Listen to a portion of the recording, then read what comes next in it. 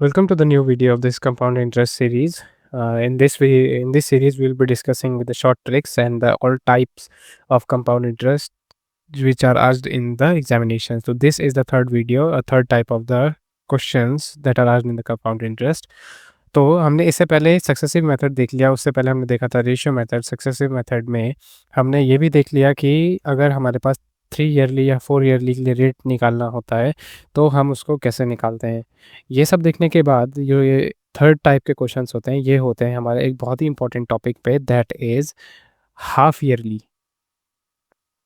कि जब हमसे हाफ ईयरली रेट कैलकुलेट करना होता है, तो अब हम हाफ ईयरली जब कैलकुलेट करते हैं, तो इसी के साथ-साथ मैं आपको अच्छे से इसको इसका रेट और टाइम लिखने का वे बताऊँगा, जिससे आप 6 मंथली हो या 14 मंथली हो, 8 मंथली हो या 5 मंथली हो, किसी का भी रेट और टाइम निकाल सकते हैं। तो let's go through the video. अब जैसे हमारे पास रेट दिया रहता है, ठीक है ना? अगर हम आपको कोई रेट दिया रहता है, जनरली हम उसको 12 मंथली देखते हैं, ठीक है ना? 12 मंथली के हिसाब से हमें रेट देखते हैं, और टाइम जो होता है हमारा, वो 1 साल और 2 साल और 3 साल और 4 साल ऐसे करके हम इसको आगे बढ़ाते हैं।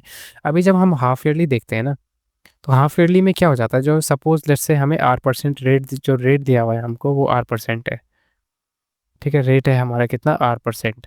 तो अगर मैं इसको बोलूँ कि it is compounded half yearly, half yearly it is compounded. अब हाफ ईयरली मतलब 6 मंथ्स होते हैं हाफ ईयरली में, है ना? तो दैट इज़ R% अपॉन 12, जो कि मेरा पूरा 1 साल में है, यानी इंटू 6। जितना भी मेरा रेट दे रखा होगा उसको upon 12 into 6, that is my half yearly. इसको ऐसे भी बोल सकते हो कि जितना रेट दे रखा होगा अपॉन 2। अब ये केवल हाफ ईयरली के लिए काम आता है, you have to remember this. ये अगर यहाँ पे 8 मंथ्स होगा तो हम यहाँ 8 से मल्टीप्लाई करेंगे, 14 मंथ्स होगा तो R/12 इंटू 14, ठीक है?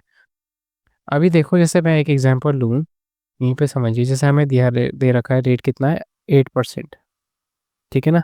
ये परसेंटेज का साइन इतना वैल्यू नहीं करेगा अभी कि कितना परसेंटेज है। लेट्स से कि हमारा 8% यहाँ पे लिख लेते हैं, ठीक है? इसको लेके कंफ्यूज नहीं होना। तो जितना हमारा लेट्स से 8% रेट है, और मुझे हाफ ईयरली कंपाउंड इंटरेस्ट निकालना है, इसमें हाफ ईयरली रेट परसेंट निकालना है, नॉट कंपाउंड इंटरेस्ट। तो मैं क्या करूँगा, 8/12, जो कि मेरे 1 साल में 12 महीने होते हैं, into 6, that is equals to 8/2,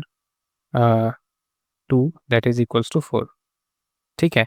सीधे-सीधे ये स्टेप को नहीं लिखना है, that is only for your understanding. अगर 8% है, हाफ ईयरली दिया हुआ है, तो 8/2 कितना हो गया, 4, ठीक है? अब इसी के साथ आता है हमारा क्या, टाइम, ठीक है? कि टाइम कैसे कैलकुलेट करेंगे। अब 2 चीज़ें चेंज होती हैं जब हम हाफ ईयरली के उसमें जाते हैं, रेट और टाइम। तो रेट का तो मैंने आपको बता दिया कि कैसे चेंज होगा, दूसरा है टाइम। टाइम इज़ नथिंग, मैं इसको, जैसे सपोज़ लेट्स से हमको दिए हैं 12 मंथ्स। अगर हम 1 साल के लिए देखते हैं तो उसमें 12 मंथ्स होता है। अगर मैं उसको हाफ ईयरली के लिए कर दूँ, तो इसको हम डिवाइड कर लेंगे नंबर ऑफ मंथ्स से, यानी कि 6 मंथ से, जो हमारे हाफ ईयरली में जितने मंथ्स होते हैं, तो दैट इज़ इक्वल्स टू 2, ठीक है ना? 2 बार हम इसका रेट कैलकुलेट करेंगे। अगर वहीं पे हमको 24, लेट्स से 24 मंथ्स दिए हैं, ठीक है ना? 24 मंथ्स दिए हैं, या फिर ऐसा बोलिए 2 ईयर्स दिए हैं, तो हमारा जो टाइम हो जाएगा, और 6 मंथली हमें निकालना है, ठीक है ना? कंपाउंड इंटरेस्ट 6 मंथली बोलो या हाफ ईयरली बोलो, बात एक ही है। तो मैं इसको 6 से डिवाइड कर दूँगा, दैट इज़ इक्वल्स टू 4। अब 6 मंथली मैं इसको ऐसे इसीलिए लिख रहा हूँ, ताकि अगर 8 हो या 11 हो, तो आप उसको समझ जाएँ। हम आगे जाके इसमें क्वेश्चंस भी करेंगे, या फिर मैं एक सेपरेट वीडियो बना दूँगा इस टाइप के लिए। अभी देखिए, अगर मैं इसको केवल हाफ ईयरली के पीओवी से देखूँ, अगर मैं यहाँ पे लिखूँ, ये तो सारा मेरा था लॉन्ग मेथड, जो कि कॉन्सेप्ट था आपका कि होता क्या है। अगर मैं इसमें डायरेक्टली सिर्फ पीओवी की बात करूँ कि हाफ ईयरली में चल क्या रहा है, हाफ ईयरली में, तो मैं लिख देते हैं हाफ ईयरली में जो रेट होता है, रेट क्या हो जाता है, डिवाइडेड बाय 2, है ना? रेट को हम डिवाइड कर देते हैं, और टाइम जो होता है, वो टाइम भी मेरा क्या हो जाता है, डिवाइडेड बाय, टाइम क्या होता है मेरा, 2 टाइम्स हो जाता है, ठीक है ना?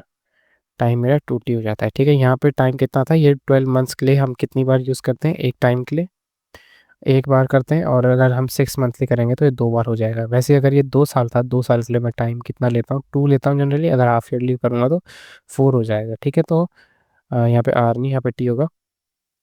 अगर मेरा रेट है, हाफ ईयरली के केस में क्या होता है, रेट जो होता है मेरा r/2 हो जाता है और टाइम जो होता है वो मेरा 2t हो जाता है, ठीक है ना? तो यू जस्ट रिमेंबर दिस। अगर एक एग्जांपल कर लें इस पे छोटा सा, लेट्स सी, एक क्वेश्चन ले लो। लेट अस से कि मेरे पास जो प्रिंसिपल है वो कितना है, 46,000, और मेरा जो टाइम पीरियड है दैट इज़ 2 ईयर्स, ठीक है ना? 2 ईयर्स है, और जो रेट दिया है let's say it is 10% rate है। पूछा है कि कंपाउंड इंटरेस्ट कितना होगा, ठीक है? और इट इज़ कंपाउंडेड, एक और इन्फॉर्मेशन है बहुत इंपॉर्टेंट, कंपाउंडेड हाफ ईयरली, ठीक है ना? हाफ ईयरली है, तो जो मेरा रेट परसेंट है, रेट परसेंट कितना हो जाएगा, 10/2 दैट इज़ इक्वल्स टू 5%। और जो मेरा टाइम है, टाइम, टाइम में परसेंटेज क्यों लगा रहा हूँ मैं, कोई बात नहीं, टाइम इज़ इक्वल्स टू कितना होगा, 2 × 2, ठीक है? That is 4। अब 4 आया है तो 5 का 5% को अगर मैं 4 ईयरली के हिसाब से देखूँ, 5% को अगर मैं 4 बार करूँगा, तो लास्ट वीडियो अगर आपने नहीं देखी है तो उसको जाके देखिए। 5 का मैं 4 बार करता हूँ तो आता है 21.55%, ठीक है ना? 5 अगर मैं 4 बार कैलकुलेट करता हूँ, तो अब मुझे क्या दिया है, 46,000 कितने का वैल्यू है, 100 का वैल्यू है, और मुझे कितने का निकालना है, 21.55 का। तो इट विल बी अराउंड, इसको आप कैलकुलेट करके कमेंट सेक्शन में बताइए कितना आ रहा है, और this is the method. Okay, let us से, अच्छा मैं ही कैलकुलेट कर देता हूँ, कोई बात नहीं। ये 2 ज़ीरो से 2 ज़ीरो कट गए, 460, ऐसे नहीं करेंगे, this is 2155 into 446, 03 33912 and 02 2 2 6 and 8, this is 0319 03199। तब यहाँ पे 46 था, यहाँ पे पॉइंट जो आएगा वो यहाँ पे आएगा, तो दिस इज 9913.0। ओके,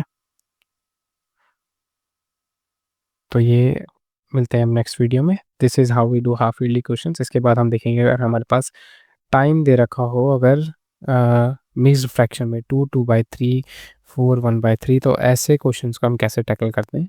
तो let's see this in the next video. Thank you.